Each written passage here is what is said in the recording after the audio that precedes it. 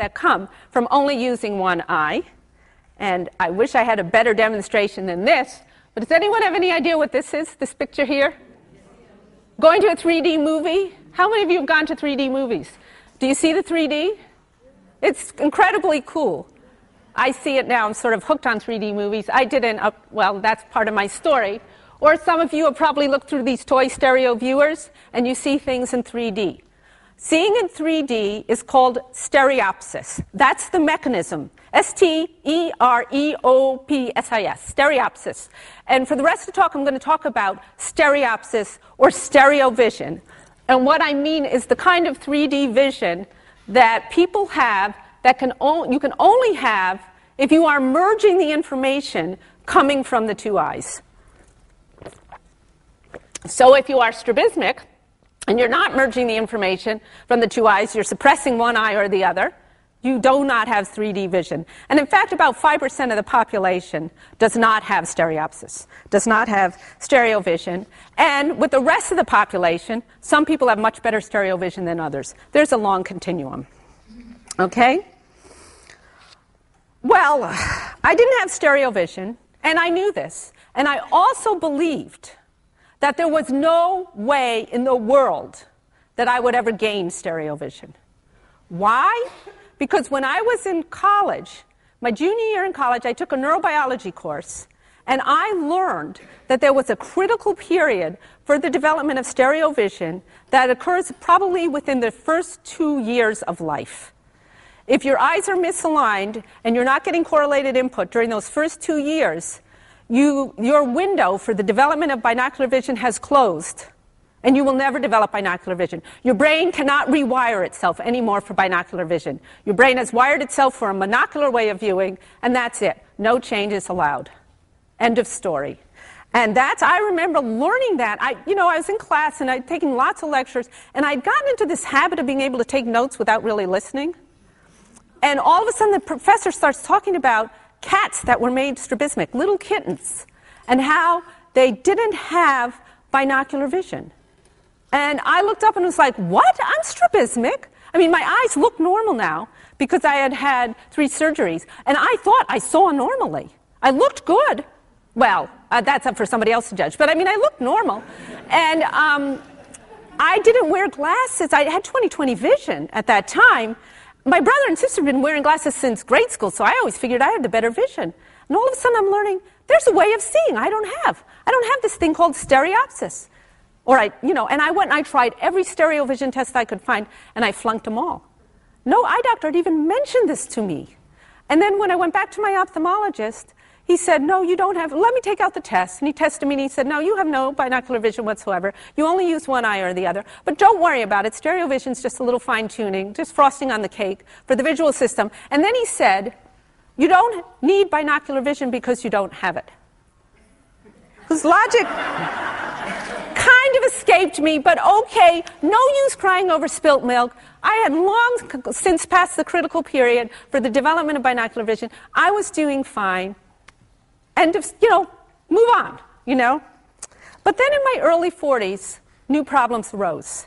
When I would look in the distance, everything would jitter. I couldn't drive a car and read a road sign at the same time. The road sign would be jittery.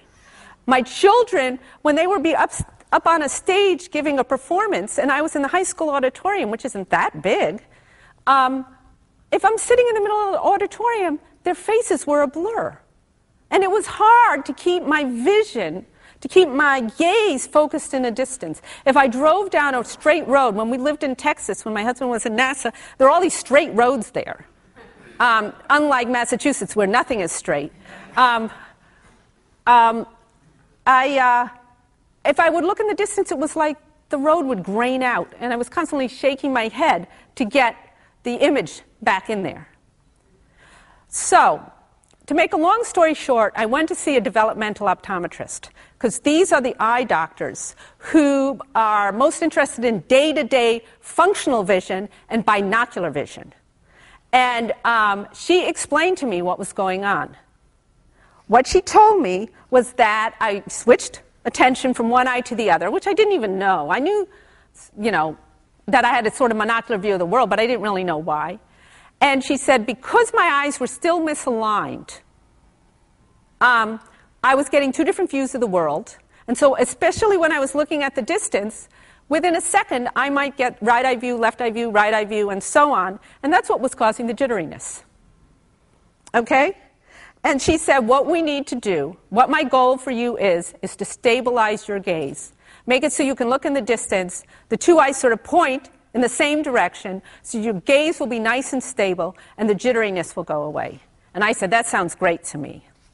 So why were my eyes still misaligned? Because when you go through surgery, they align your eyes so that they cosmetically look pretty straight, but they're actually, I was still off. The two eyes were still crossed, and they still did not see. When I looked at something, the two eyes did not both focus on the same thing, or the two eyes were not directed at the same target at the same time. And this was worse for near than far. But I still was cross-eyed. And I also had a vertical mismatch between my two eyes. So my right eye saw several degrees below my left, which is one of the reasons why things were so jittery. So my eye doctor, my optometrist, gave me a prism for the right eyeglass lens that vertically shifted the visual world for the right eye to make it more in line with the left. And I remember that when she did that, she did it on what's called photometer. I think it's the way they use the word. It's, you know, that big thing that they put in front of your face and they switch lenses and they say which is better, one or two? You know, that thing? And she put in the prism and she said, look at the eye chart. Does it look any different? And I said, yes. And she said, why? I said, because the letters are not jittering so much. I can read the chart better because they're not jittering.